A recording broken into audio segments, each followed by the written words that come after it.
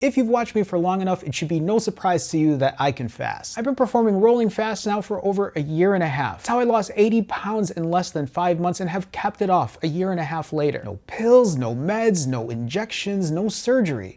Just fasting. But the thing that's surprising to me lately though is my diet, the way I've been working on my diet lately. If you've watched my past refeeds, I can easily eat 5, 6, 7,000 plus calories in a few hours. I might be a small guy, but I can put it down. I guess that's how I got to 235 pounds at my heaviest in the first place. And so when I refeed in that manner, I'll gain 4 to 6, 5 to 7 pounds the next day. And then I'll perform somewhere around a 65-ish hour fast to keep the weight down. And that's been pretty much the core of my formula for the last year and a half. Along with exercise and other things that keep me healthy and happy, it's worked. It's reversed my type 2 diabetes, it's reversed my high blood pressure, it's restored my testosterone back to normal levels, it's literally given my life back. But when it comes down to food, the volume control, the amount that I eat has always been the toughest part. On April 13th, after a heavy refeed the night before, I weighed in at 157.2 pounds. A little over a week later, today, I weighed in at 145.8 pounds, an 11.4 pound drop. During this time, I thought I would start really working on my diet lever. On the 13th, after fasting for 14 hours, I ate an apple. That was it. No triggers, no hunger, and I just moved on about my day. On the 15th, I completed a 57-hour fast and refed under 2,500 calories. That was a first, and I felt satiated. A mix of whole foods and some unprocessed stuff. Honestly, I surprised myself. One of the big things here is that the day after I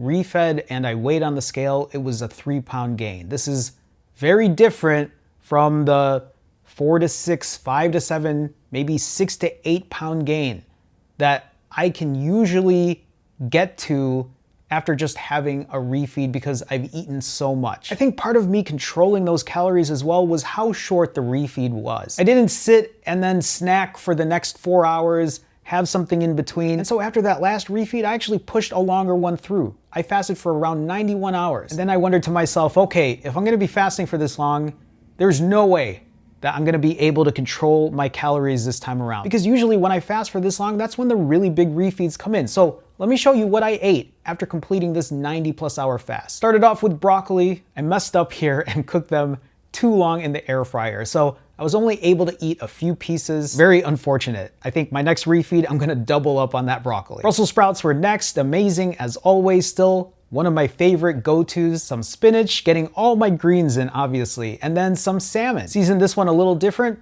pretty good. Afterwards, I made a huge bowl of white rice, mushrooms, cherry tomatoes, and more salmon. It was so good. I did have a banana after, and then my alternative to pumpkin pie or cheesecake was this bowl of sugar-free Jell-O vanilla pudding. I did add some protein powder, some milk, regular yogurt, and some Biscoff cookies for crunch. I'm telling you all, it really helped my sweet tooth out here. It has much better macros than just a pie that I buy at the store. This was a total of 2,151 calories and 141 grams of protein. I finished all of this in 58 minutes. What was my refeed weight the day after?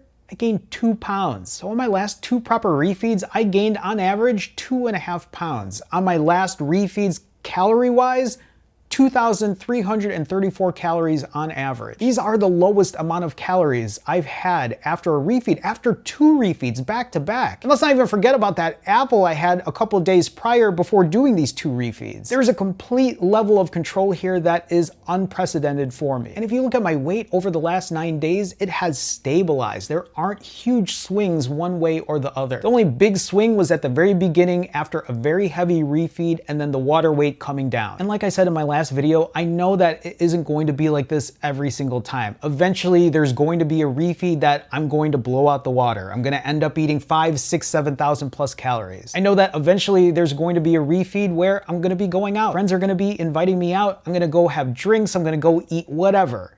I might eat the entire day.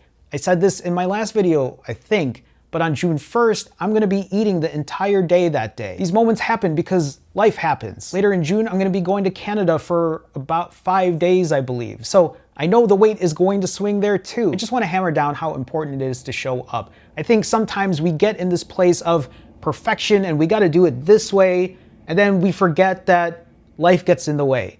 A social event happens, you're gonna be going on a work trip, there's gonna be a vacation, somebody's birthday's coming up, life happens. Maybe some of those days you can put the discipline in and you're not gonna eat and you're gonna fast, or you're going to eat completely clean on that day, or not hit specific calorie limits, whatever it might be. But not every single day is gonna be like that. There are 365 days in the year. For me lately, I keep telling myself, practice the 80-20. 80% of the time, you're doing the shit you're supposed to be doing. The other 20% of the time, fuck around. But even if I think about the future, for example, let's say June 1st, when I am going to be out the entire day, I'm probably gonna be eating, I don't know, maybe 3 meals during that day. I won't know until it actually happens, but I know on June 1st, it's going to be kind of a free-for-all. I'm gonna be going out, I'm gonna be eating whatever. So the way I'm thinking about this is I prepare beforehand. Before June 1st, maybe I put a longer fast in. Or after June 1st, I push a longer fast. Or maybe what I've been doing lately is days before June 1st or after June 1st, I start implementing really clean eating, telling myself I can have a fuck all day.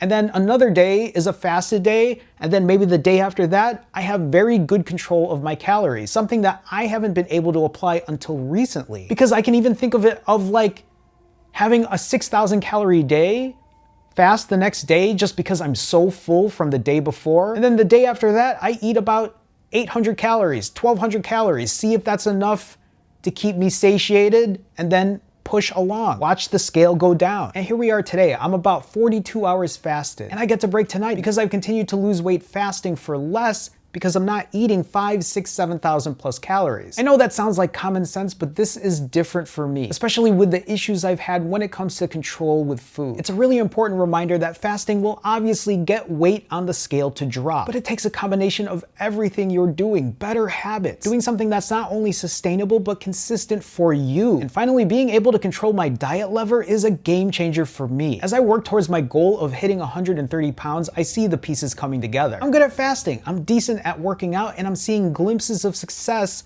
when it comes to my diet. Or to be even more blunt, just controlling my calories. But I didn't get to this point on day 1 of my journey. And I'm certainly still not here on day 563. Truth be told, this journey never ends. But I'm thrilled with my progress. Every day I learn, every day I show up, every day I put in the work. I'm here even when things aren't perfect. And that's because I practice imperfect consistency. I've continued to remind myself that I'm not striving for perfection here. I'm striving for progress. Your fasting regimen doesn't have to be perfect. The way you eat doesn't have to be perfect. You just have to show up for yourself and be consistent. And that's honestly why I post as often as I do, for accountability. This is a living, breathing journal of my trials and tribulations, unfiltered. Ultimately, it keeps me accountable. It keeps me going.